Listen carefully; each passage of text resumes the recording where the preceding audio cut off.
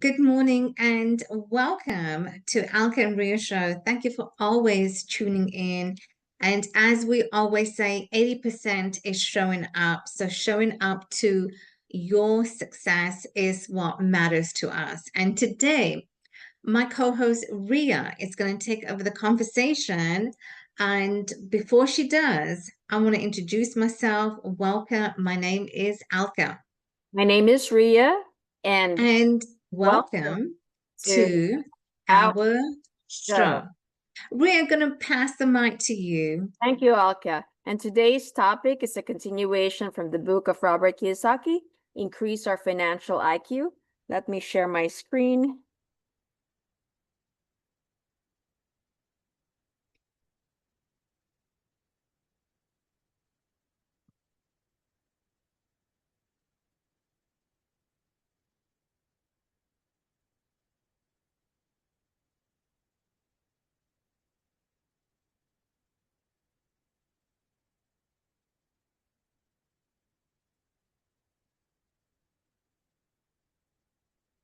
All right, so this is from the book of Robert Kiyosaki, Increase Our Financial IQ. And today's topic is to change our life, to change your life, we have to change our, to change our life, we have to change our environment.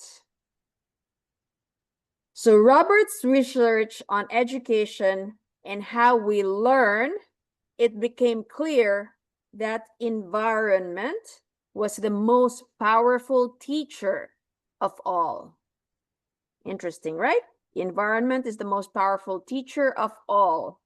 So that's why the saying goes, tell me your 5 friends are, and I will tell you who you are. Another saying goes, the flock of the same birds, the flock of the same feathers flock together. Birds that fly together flock together. All right, thank you, 𝗥𝗵𝗲. Birds of the same feather flock together. So that is why, right, who we surround ourselves with can influence us. Environment is the most powerful teacher of all. This is why the latest validation by neuroscientists discovering mirror neurons in the brain is so important. Science is finally finding out what many of us already knew, which is to change our life, first change our approach. We have to change our approach. So most of us know that if we want to lose weight, 𝗥𝗵𝗲 is an expert on this, if we want to lose weight, we have a better chance of success by going to a gym rather than going to a restaurant. If we want to study, it might be better to study in the quiet of a library rather than trying to read while driving a car. So again, environment. If we want to relax, we leave work and go to the beach or climb a mountain or just stroll, get out of the current environment.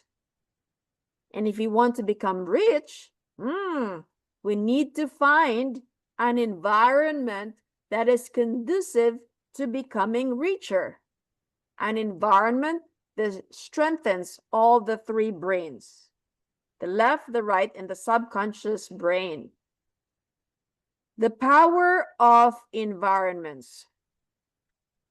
If I want to grow richer, if you want to grow richer and more successful, it becomes critical that we find an environment that allows all 3 of our brains to grow. Again, the left, the right, and our subconscious brain, and gives them the time to develop. So it needs to grow and it needs to develop. By 1974, Robert realized that he would never be hired to work for an A student. So in the beginning, early on, Robert understood, right, that he could never be hired to work for an A student. So again, this comes to us as a person to understand You know, are we going to be an employee or are we going to be an employer?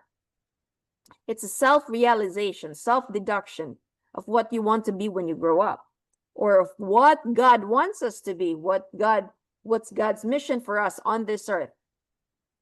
For example, a doctor or a lawyer would never hire Robert because doctors and lawyers need academically and professionally smart people around them.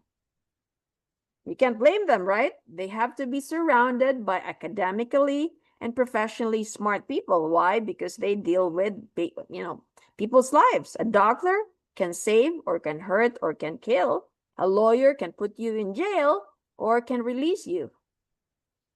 A doctor does not want a clumsy nurse, nor does a lawyer want an incompetent paralegal.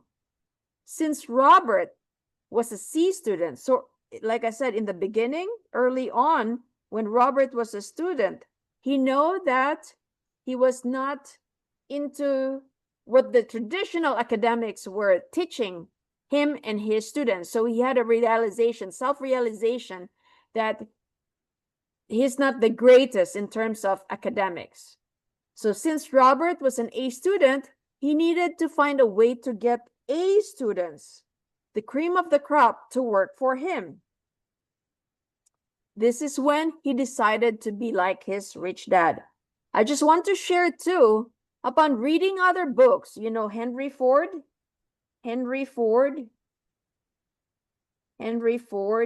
he is also not the smartest guy in the business. He was in the court. I remembered he was in the court according to the book. He was in the court and people were asking him, hey, Henry, how did you make this? I'm just making up this question, but he was being interrogated. How did he make this car? How did he do this? And then he would say, well, I got to call on my team because my team actually helped me, you know, make this business a success. So you cannot just be reliant on yourself. You need your team. So just like what Robert is saying in this book, he needed a way to get the A students to work for him. And this is when he decided to be like his rich dad and become an entrepreneur and a real estate investor. So when you're a big shot like Robert, you have team. So Robert has a CPA, Robert has a lawyer or legal, Robert has a real estate guy. So Robert has a stock guy. So you are surrounded by teams. You do not have to be the smartest in your business. You just need to be surrounded by important, academically smart people. So according to him, he wanted to be like his rich dad and become an entrepreneur and a real estate investor, and not like his poor dad, who was an A student and a school teacher. Robert chose to become an entrepreneur and a real estate investor because he was a slow learner. Like I said, he was not the smartest, and he knew he needed time to develop. He was not looking to become rich quickly. It is not a get rich quickly. He was looking for an environment that suited him. So I guess we can look at ourselves, right? Am I in a great environment which foster my growth and my development, either spiritually, either financially, either professionally, personally? It has, again, we have to do the self-reflection. So going back to Robert, he was looking for an environment that suited him, where he could spend a lot of time learning slowly. There are people that learn so fast and they graduate college at a very young age. But with Robert, he's just an average student, right? He's a C student, and he learns slowly in terms of academic learning. Another important reason for becoming an entrepreneur was that Robert could surround himself with smart people. Again, when you're an entrepreneur, when you're a big business, you are surrounded by teams. So you're surrounded by smart people. He knew he was not linguistic or mathematical, so he needed these people as part of his team.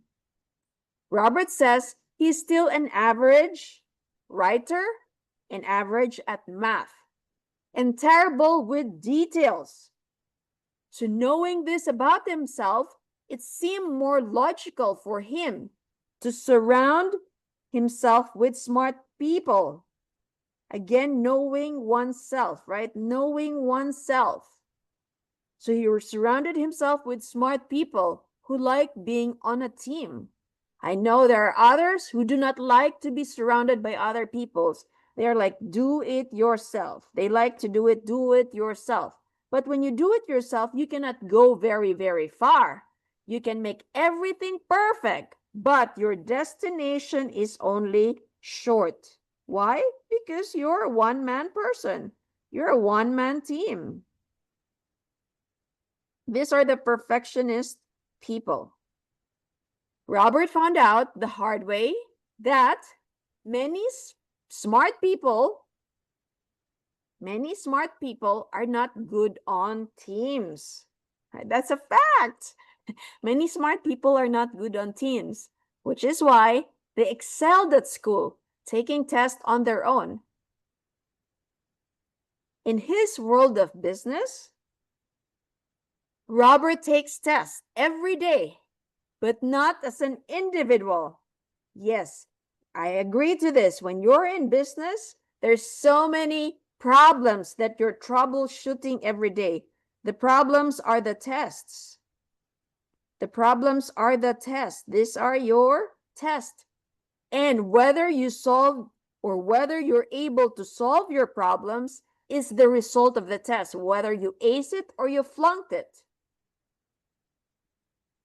In his world of business, he takes his tests and solves problems with a team of smart people.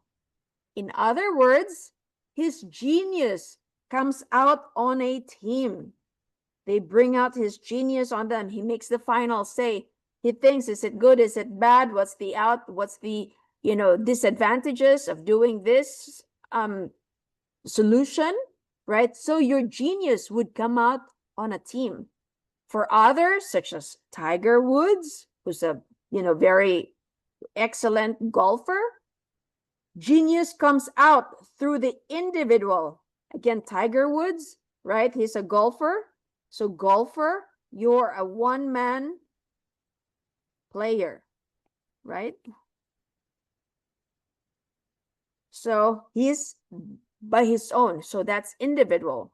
Now the question the question we all need to ask is, am I better off as an individual?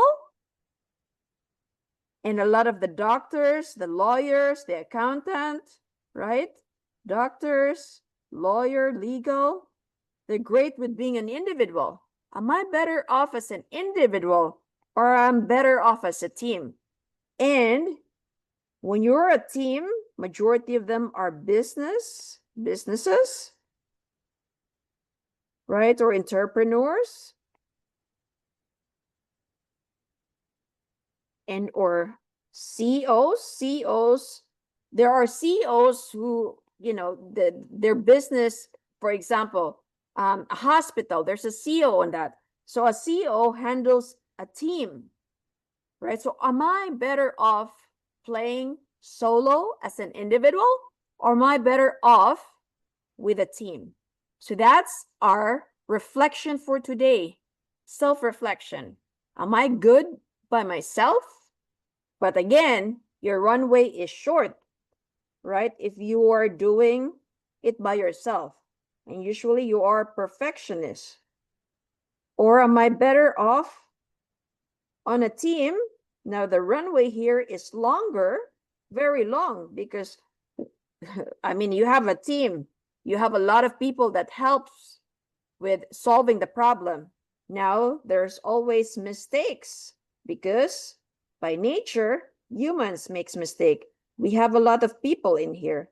So it's always a trial and error, right? So this is the distinction between an individual, short runway, right? They cannot do it, repeatedly for a very long period of time. They're perfectionists. Or are we better off as a team where the runway is long because there's several of us that can tackle the problem, and because there's several of us, then most likely that we will have a mistakes. And are we okay with that? So stay tuned for more of Rhea and Alka show. So I hope you learned something, and we'll see you on the next one. Yeah, Rhea. So you know what? That question, am I better off as an individual or a business? That depends. And why I say that depends, because everyone needs to know what are their strengths and weaknesses, right?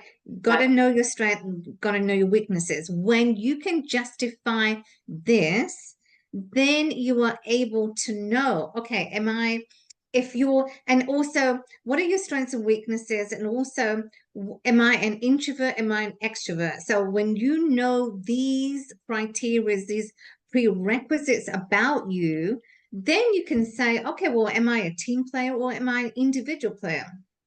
Because there are very smart people, you could be the best lawyer, doctor, accountant, engineers, right? You have the smarts about you, but you don't have the people skills. You're more of an introvert, so you're not an extrovert. So you could be highly qualified, right? So I think the point that you're trying to make here is, before anyone can ask that question, am I an individual player or am I a team player? I guess they need to assess for themselves, what are my strengths? What are my weaknesses? And based on your strengths and weaknesses, then you can justify, okay, yeah, all right, so I'm this, and I'm in this bucket. Maybe this is where I am. I'm more of an individual player, right? And there's nothing wrong with that. But unless you do that self-reflection, got to know, what are your strengths? What are your strengths that you are so good at that you can then automatically. So anyway, my question is, I think people need to do, I think that's a great question, where are you, an individual or a business? But I think more so, people need to also reflect on, what are their strengths and weaknesses? Because I think there's a test. I'm not sure what's the name of a test, but a friend of mine, she knows that. And this can actually really quantify where are you on the scale of those interpersonal skills. Yeah, there's a personality test, right? That's it, personality test. Yeah. Whether you're introvert or extrovert. It doesn't mean that if you're introvert or extrovert that you cannot change.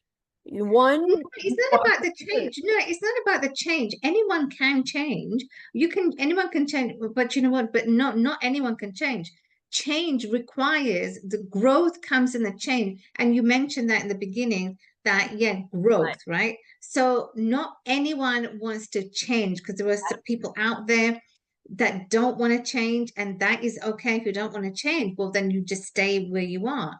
But growth can only come if you are willing. You're doing things, you're doing as to what you say, you're taking those steps to growth. Then only can you change, physically, mentally, right? Then only can you change. So not anyone can change. So I don't agree with that, but change can happen. Change can happen if you're willing to put in the work. That's right. If you are just satisfied where you are, then that's okay. Because that's okay. Yeah, that's okay. What you decided, right? But for people that want to change their life, right? Then we have to change our environment. That's the title today. To change our life is to change our environment. So self-reflection as to whether we are a team player or we are great as just being an individual, that is okay. We respect everyone's decision, and it is up to you. If you're happy with it, then so be it. Well, exactly. And so be it. I mean, you know, we can't force you. We can only give you the information that is that, you know, we're sharing with you. So it's up to you, as you know, all of you listening, it's up to you how you take this information, how do you extrapolate and then do something about it. And you know, but that's okay. Everyone has a choice, whether you want to grow, whether you want to change, that's okay. But you know, if you don't, that's okay. We appreciate you, we love you. You know, you're here on the show, you're gaining the knowledge listening to you know, me and Ria. So you're listening, you're gathering knowledge, which is good. Knowledge is power, but knowledge is also powerful when you can also you know, implement on what we're sharing. So Ria, this is a great topic. I think, you know what, everyone, we need to like self-reflect. We need to know as to where we are. And the challenge that I'm going to set for you is know your weakness. Ria said, okay, self-reflect, but also self-reflection. I want you to also know, write down, what are your strengths and what are your weaknesses? You know, it's a balance. You're on a scale. If you're higher more on the weakness, then you will quickly begin to extrapolate, then perhaps you're an individual player. But anyway, that's a challenge we want you to do that, and you will, you know, find out as to, you know, where are you on a scale of, you know, when it comes to the personality that you have. So, you know, we appreciate you. We appreciate each and every one. But Ria, that was amazing. That was a great topic. Thank you for sharing that. And as always, we have come to the end of another amazing show. Thank you always for being here with us. Stay tuned for more Alka and Ria show. Thank you for tuning in. Make the rest of the day the best of your day, and we will see you same time, same place. Come tomorrow morning.